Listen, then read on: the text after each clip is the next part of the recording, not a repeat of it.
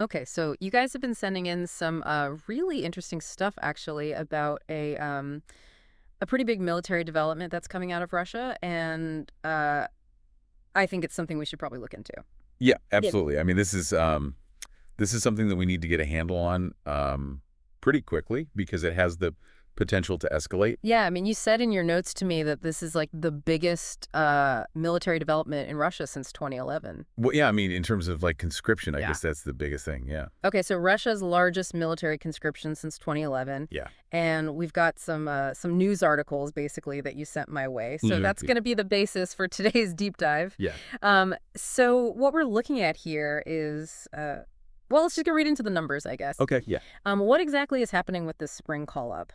So there's this key figure that we need to pay attention to, and it's 160,000, Okay. and that's the number of men aged between 18 and 30 who are being conscripted between April and July of this year. Wow. And this is the spring intake, Right. and it's for a full year of mandatory military service. Okay, so 160,000 men Yeah. aged 18 to 30 are going to be conscripted in Russia. Yeah. Okay. And you said that that number is actually higher than last year. Right. So in the same spring period of 2024, Russia conscripted 150,000 men. Got it. So we're seeing a notable jump of 10,000 in just 1 year. So 10,000 more this year. Yeah, Okay, and so that suggests a growing need. I think so. More boots on the ground, I guess. Yeah, I think that that's a safe assumption. Yeah. Okay. And what's the overall goal here? I mean, is it just to replace personnel, or is there like a larger goal? I think there's definitely a larger goal. Okay. Putin has this plan to increase the size of the Russian military overall. Right. So this isn't just a routine call up. No. This is like part of a larger strategy. Okay, so how big does he want to make the Russian military? So he wants to reach a total of 2.39 million personnel. With 1.5 million active servicemen within the next 3 years. So that's an increase of how many people? So that would be an increase of roughly 180,000 individuals. Wow. Yeah, it's a pretty big increase. Okay, so this is a huge expansion of the Russian military that's Yeah. happening over the next 3 years. And this spring conscription is just one step towards that goal. Right. Okay. So where are these new recruits going to be deployed? Well, that's the big question, right? Yeah. I mean, the official line from the Russian military is that they will not be sent to Ukraine. Okay, so the official word is that these new conscripts will not be sent to fight in Ukraine. Right. Okay, and that makes sense. Yeah, I mean, that's what they're saying. Politically, I guess Yeah. they don't want to admit that they're Yeah. sending these new conscripts into a war zone. Yeah, and they're still calling it a special military operation. Right. A special military operation. Right. Uh-huh. But I mean, what's actually happening on the ground? Well, there's reason to believe that they might not be telling the whole truth. Okay. There have been some reports of conscripts being killed and fighting in Russia's border regions. Okay. And there's also evidence that conscripts were deployed to Ukraine in the early months of the war. So basically they're saying one thing, but maybe doing another. Yeah, I mean, it's hard to know for sure, Mhm. but there's definitely a possibility that these new conscripts could end up in Ukraine. That's a bit worrying. Yeah. I mean, especially for these young men Yeah. who are being conscripted. Yeah. Okay, so why is Russia doing this now? I mean, why this big push for expansion? Well, I mean, they claim that it's because of growing threats, Okay. specifically the war in Ukraine and the expansion of NATO. Right. They're basically saying that they need a bigger military to defend themselves. Right. Right. And And they're not entirely wrong about the NATO thing. right. I mean, didn't Finland and Sweden join NATO recently? Yeah, they did, and that was a direct result of Russia's invasion of Ukraine. Right. So they invaded Ukraine, and then their neighbors were like, oh, we better join NATO for protection. Pretty much, yeah. Okay. And then, of course, there's the ongoing war in Ukraine, Right. which is, I mean, it's still going on. It is. And there's no end in sight, Oh. and the violence is continuing. Yeah, I mean, there was just a recent attack on a power facility in Kherson, Oh, wow. which left 45,000 people without electricity. Oh, my goodness. Yeah, it's pretty bad.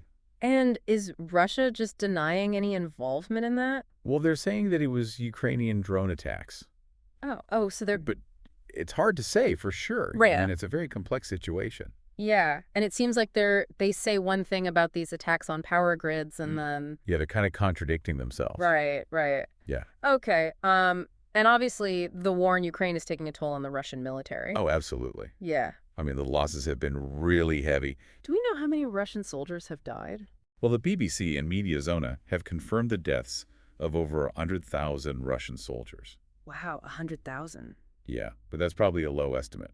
Oh, really? Yeah, some people think that the real number could be as high as 200,000. Oh, my goodness. Yeah, it's really bad. Okay, so that's obviously a big reason why they need to conscript so many new soldiers. Right, they need to replace the ones they've lost. Right, right. And also just to keep up with the demands of the war. Okay, and this is the third time that Putin has scaled up the military since the invasion began in February 2022. That's right. Wow, okay. So they're just constantly needing more and more men. Yeah. Okay.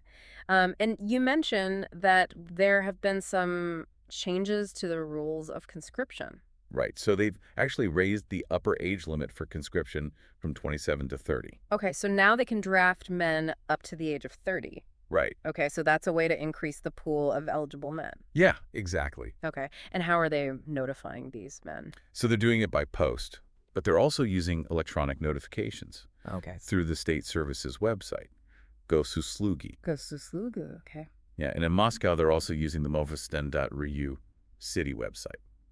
Okay, so it's getting harder to avoid being notified? Yeah, I think so. And are people trying to avoid being conscripted? Oh, yeah, absolutely. Okay. There's been a big increase in the number of Russians seeking alternative civilian service. So they're basically trying to find a way to avoid going to war. Right. Okay. And is that difficult to do?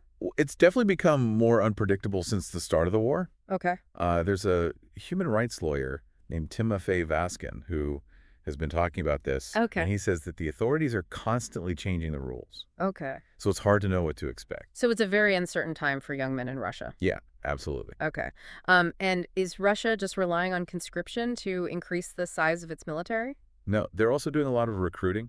Okay. They're offering financial incentives and social benefits to attract volunteers. Okay, so they're trying to get people to join the military voluntarily. Right. Okay, and they're also recruiting from other countries? Yeah, they've been recruiting from North Korea. Wow, so they're really pulling out all the stops. Yeah, they're really serious about this military expansion. Okay. And what about internationally? I mean, how are other countries reacting to all of this? Well, Finland has made some pretty big changes. Okay. They've decided to withdraw from the Ottawa Convention, which bans anti-personnel mines. Oh, wow. So they're basically saying that they need to be prepared for a possible war with Russia? Yeah, pretty much. And they're also increasing their defense spending? Right, they're going to raise it to 3% of their GDP.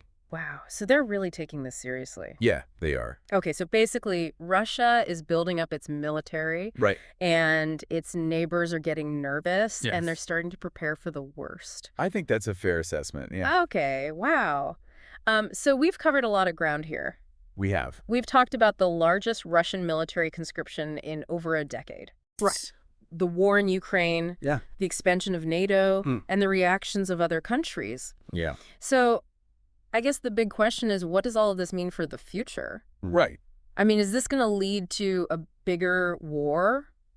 I mean, it's certainly possible. It's a very volatile situation. Right. And it's hard to predict what's going to happen next. I think you're right about that. And obviously, this is something that we need to keep a very close eye on. Definitely. So thanks for breaking all this down for me, and it's been really helpful. No problem. Yeah. I mean, it's important to understand what's going on. Absolutely. Yeah. And I think our listeners are going to appreciate this deep dive. Hopefully. Yeah. Yeah. All right. Well, that's it for today. Thanks for listening. Thanks for having me. And we'll see you next time. See you on the deep dive. Bye.